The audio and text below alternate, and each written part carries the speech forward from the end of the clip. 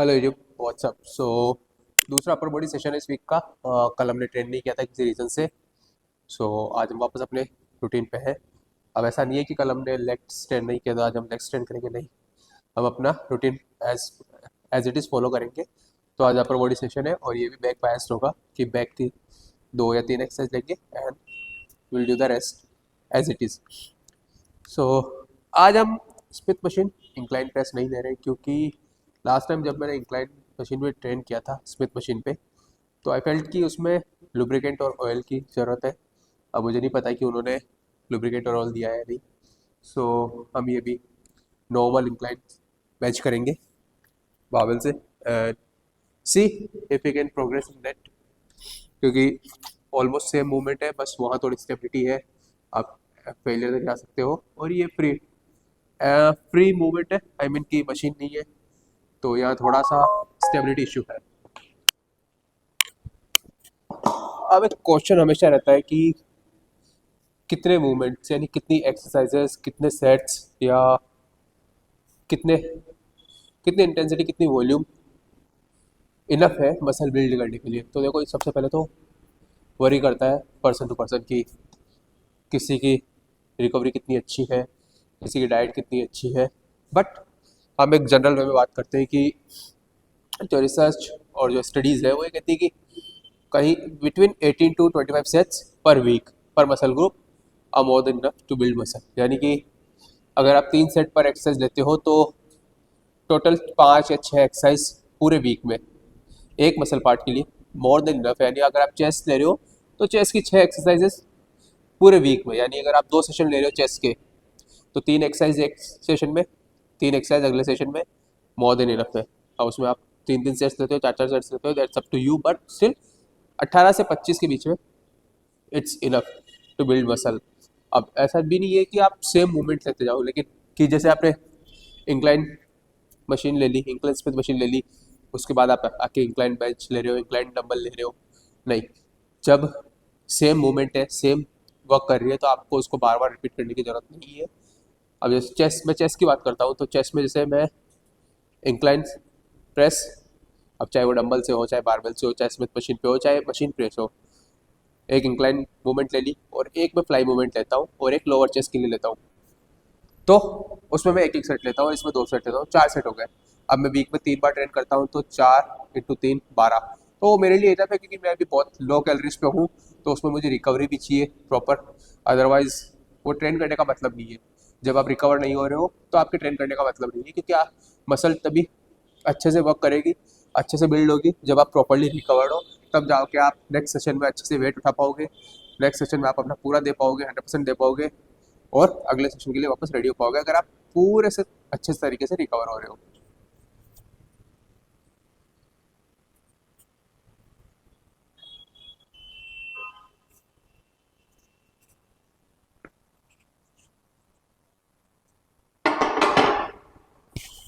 अब आज मैंने 3 ही रेप लिए बस वार्म अप सेट की। क्यों? एक्चुअली मुझे किसी ने बताया कि अगर ऐसा नहीं है कि आप वार्म अप सेट ले रहे हो तो आप उससे 10 से 12 15 रेप निकालो, नहीं। वार्म अप सेट का मतलब होता है कि आप अपने आप को रेडी करो आने वाले मूवमेंट के लिए जिसमें आप हैवी वेट उठाने वाले हो, ताकि आपको इंजरी ना हो और आपको आइडिया हो जाए कि कितना वेट आप उठा सकते हो। तो यहाँ मैंने 3 से 4 रेप ली, बहुत है। अब मैं सेकंड सेट में वापस 3 से 4 रेप लूँगा वार्म अप में, वो बहुत इनफ होगी। Second warm up set.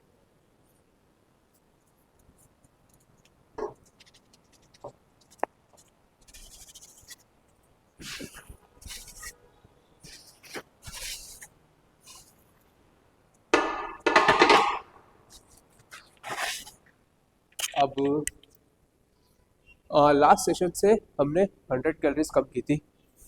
I mean इस वीक में हमने 100 कैलोरीज कम की क्योंकि हमारा लास्ट मंथ है, 4 वीक की कट डाउन और रहेगा। उसके बाद हम मेंटेनेंस पे जाएंगे, फिर वर्क करेंगे। बट अभी जब से हमने कट डाउन किया है, आई थिंक थोड़ी फील हो रहा है कि एनर्जी डाउन है, कहते ना लेजी फील हो रहा है, तो वो चल रहा है अभी। बट स्टिल हमने पिछली बार 65 किलो लिया था स्मिथ मशीन में, तो अभी हम वही 65 किलो लेके देखेंगे कि लास्ट टाइम से ज़्यादा रेप निकलती है नहीं। तो पैर सेट किया उससे हमारा फर्स्ट वर्किंग सेट होगा। अब सेम वही चीज़ जो हम इंक्लाइन पे करते आ रहे हैं, हमें आर्च नहीं बनाना बैक में, और ना हमें एल्बो फ्लेयर आउट करनी है। सिंपल रूल है, जब भी आप अपना अपर पैक बायस करना चाह रहे हो, एल्बो बॉडी के क्लोज रखो और इंक्लाइन पे आर्च मत बनाओ, क्योंकि वो फ्लैट मूवमेंट बनती है। अब यहाँ मैं आई डोंट थिंक कि मैं फेलियर तक जा पाऊँगा जैसे मैं स्मिथ मशीन में जाता हूँ, क्योंकि यहाँ पीछे कोई सपोर्टर नहीं है जो मुझे सपोर्ट कर सके। और आई होप कि जस्ट वन रेप का आर आई आर हो, इससे ज़्यादा ना हो। स्टिल लेट्स सी कि कितना क्या कर सकते हैं।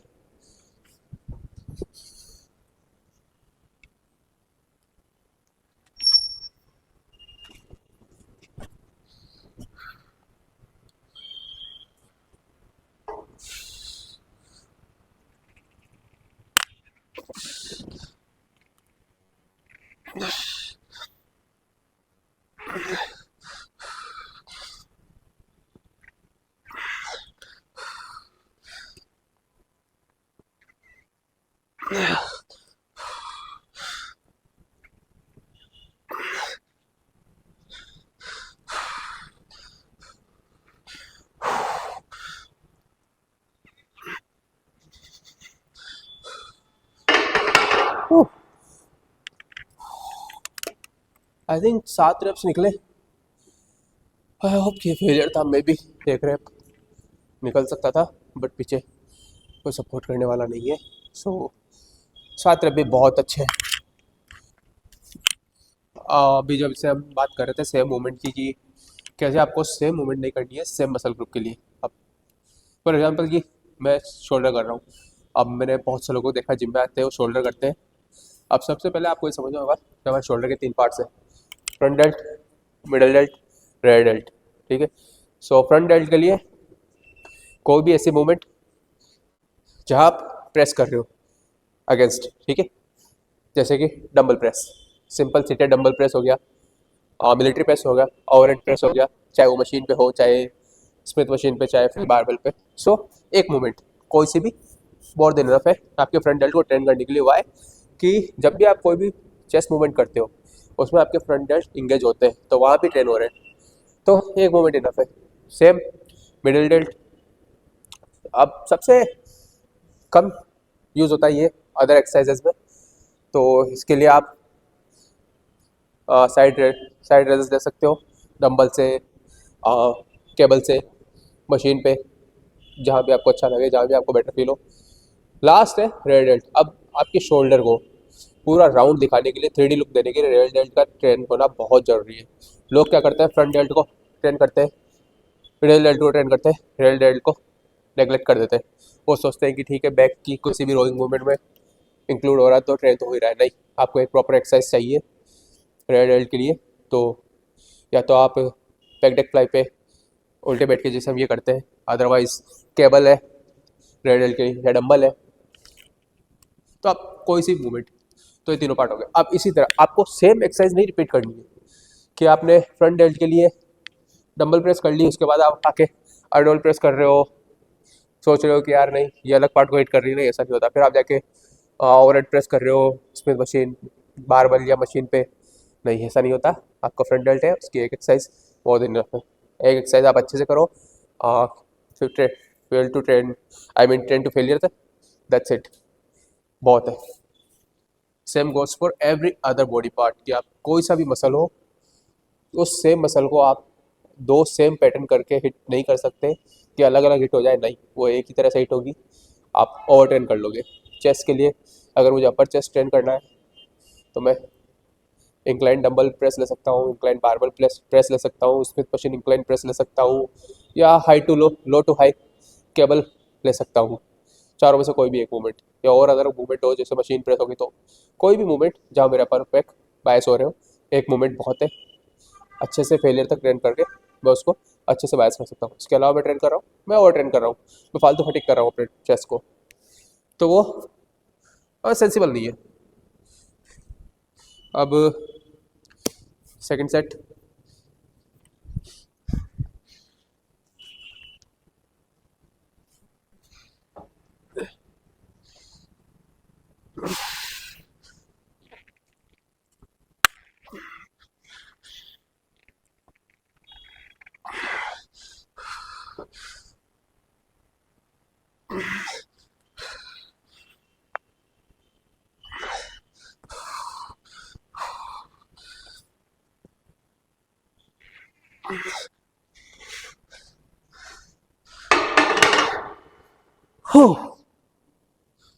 तो ये हमारे इंक्लाइन के दोनों सेट हो गए।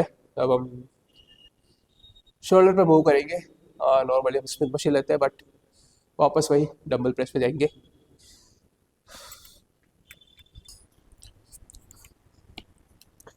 शोल्डर डंबल प्रेस, अब जैसा मैंने कहा फ्रंट डेल्ट के लिए एक मूवमेंट कोई भी इनफ है, तो हम इसके 2 सेट लेंगे। अब चेस्ट में ऑलरेडी पम्प्ड अप रहते हैं, आई मीन यूज़ हो जाते हैं, तो वार्म अप की ज़रूरत नहीं है।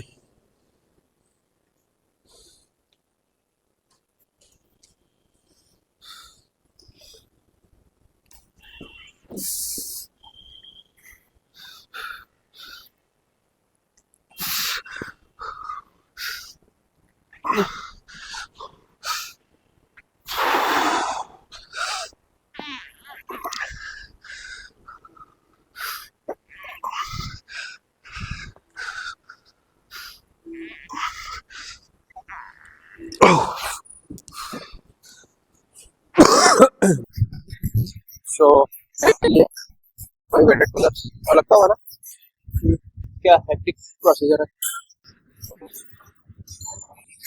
बाबा आना,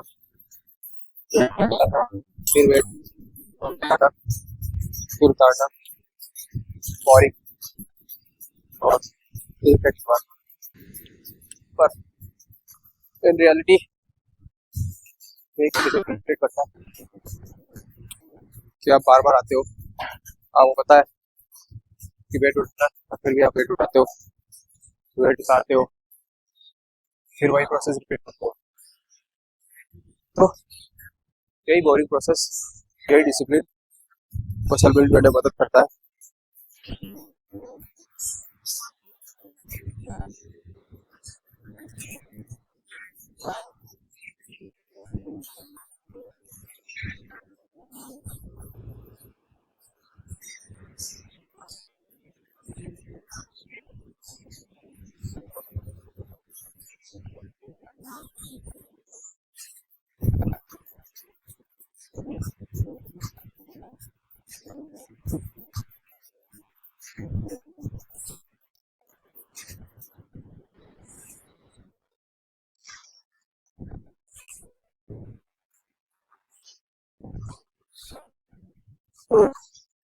सो बैक के 2 सेट कंप्लीट होने के बाद ट्राइसेप्स मूवमेंट।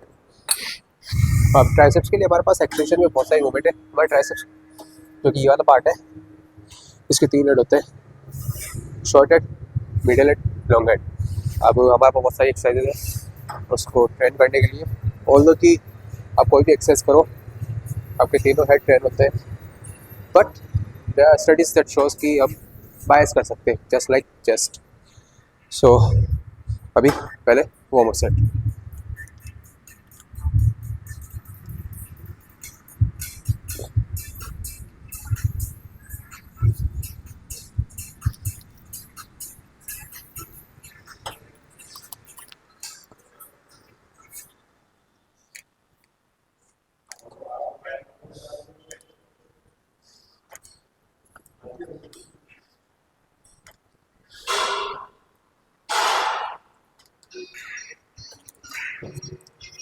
अब होता क्या है, लोग rope extension, bar push down, single head extension या वी बार एक्सटेंशन, ये सब एक ही सेशन में करते हैं। और क्योंकि ऑनेस्ट ट्राइसेप्स उतनी बड़ी मसल नहीं है कंपेयर टू चेस्ट और बैक या क्वाड्स, तो इतनी वॉल्यूम ओवर ट्रेनिंग है। हाँ, कुछ केसेस में लोगों को लग सकता है कि नहीं वो इतनी एक्सरसाइज कर ले इसलिए उनका ट्राइसेप्स बढ़ रहा है, बट ऐसा नहीं होता है। हो सकता है कि आप जो एक्सरसाइज कर रहे हो उनमें आप अपना 100% नहीं दे रहे हो। मान लो कि आप 4 एक्सरसाइज है, 3 सेट लगा रहे हो, 12 सेट हो गए। अब हो ये रहा है कि आप 12 में से 7 या 8 सेट सिर्फ एज अ वार्म अप ही कर रहे हो। उनमें आप ज़्यादा क्लोज टू फेलियर जा रहे हो, ना उनमें अप्रोप्रिएट वेट उठा रहे हो, आप उनमें लाइटर वेट उठा के ज़्यादा रेपिटेशन निकाल रहे हो, और उसमें भी आप क्लोज टू फेलियर नहीं जा रहे हो, तो वो आपके as a warm up set हो गए। और उसके बाद आपकी जो रिमेनिंग सेट है 6-7, उनमें आप फुल क्लोज टू फेलियर जा रहे हो, अच्छे से ट्रेन कर रहे हो। सो दैट्स द रीज़न कि आपके ट्राइसेप्स ग्रो हो रहे हैं।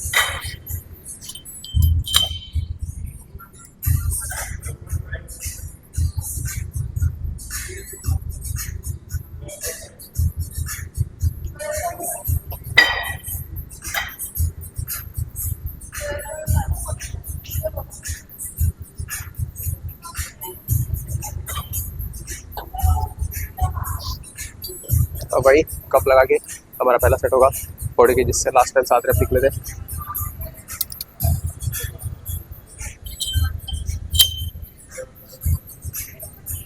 तो कहने का मतलब ये है कि आप ट्राइसेप्स छोटी मसल है, 2 exercises 5 to 6 sets more than enough है।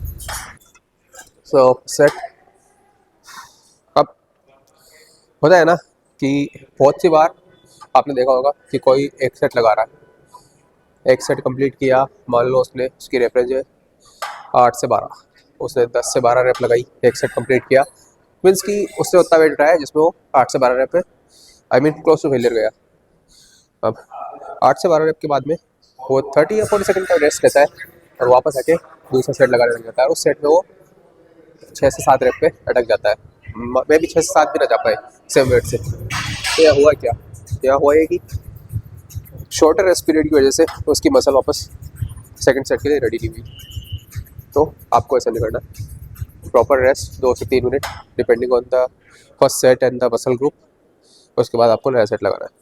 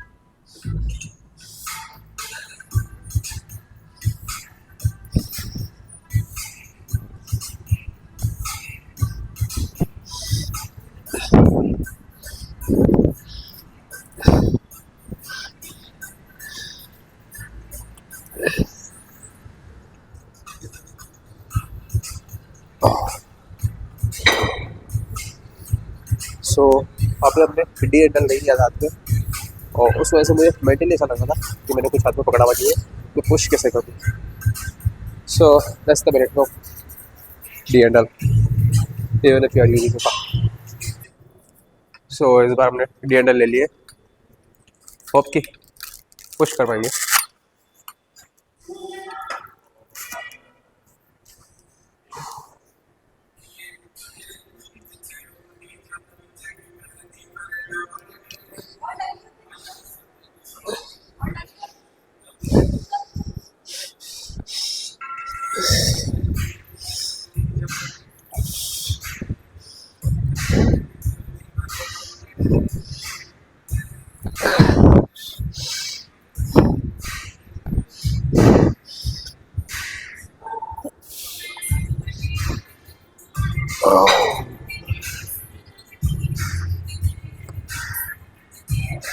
क्या? हाँ नहीं नहीं, बस ऐसे ही। हाँ हाँ हाँ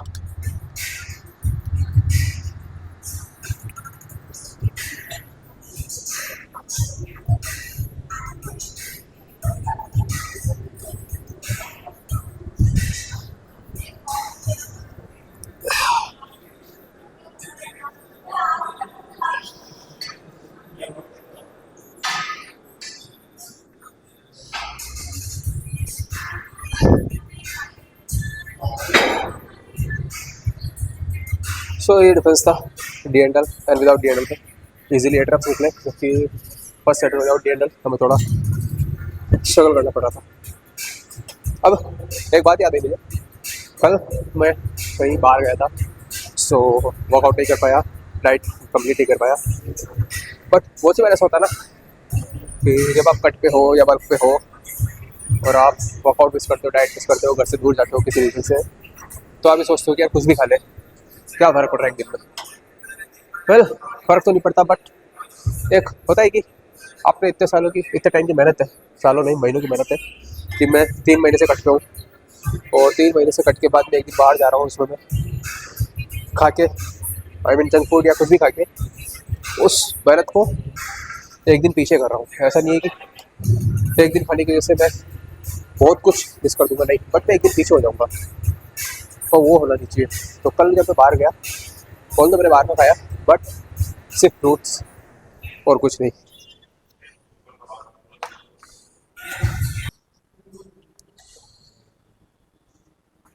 सो we are already done with warm up sets. अब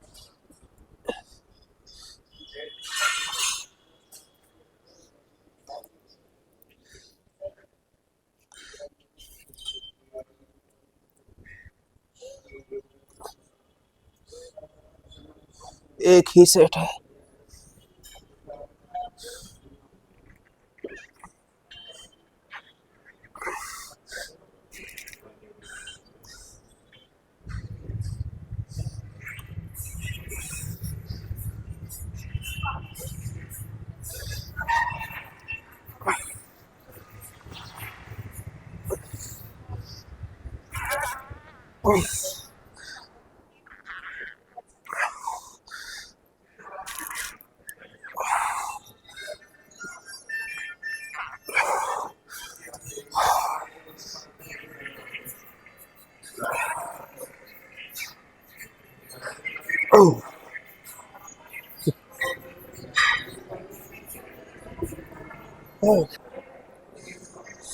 सो एज यू सेड कि आज बैक फोकस जो है, तो सेकंड एक्सरसाइज बैक की and neutral grip lat pull down, 5 से 6 रेप की ट्राई करेंगे।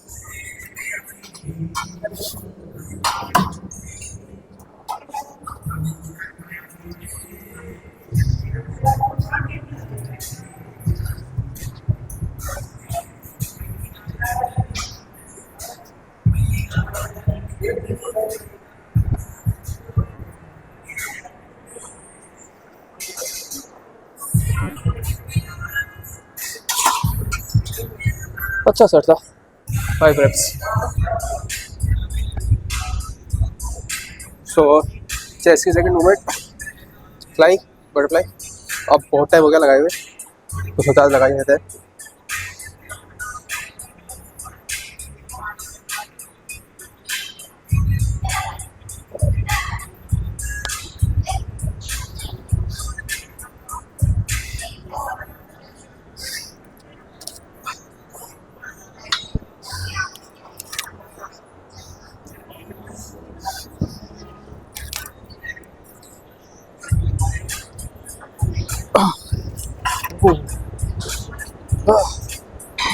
एक ही सेट है, उसके बाद एक सेट लोअर चेस्ट का लगाएंगे।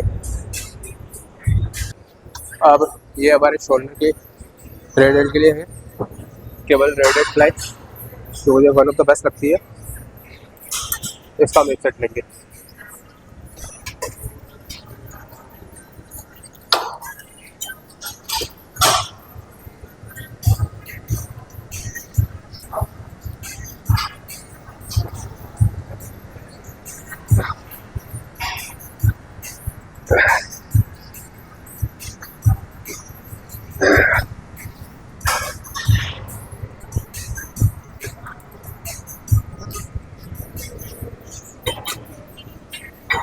एक सेट किल फेलियर बहुत है।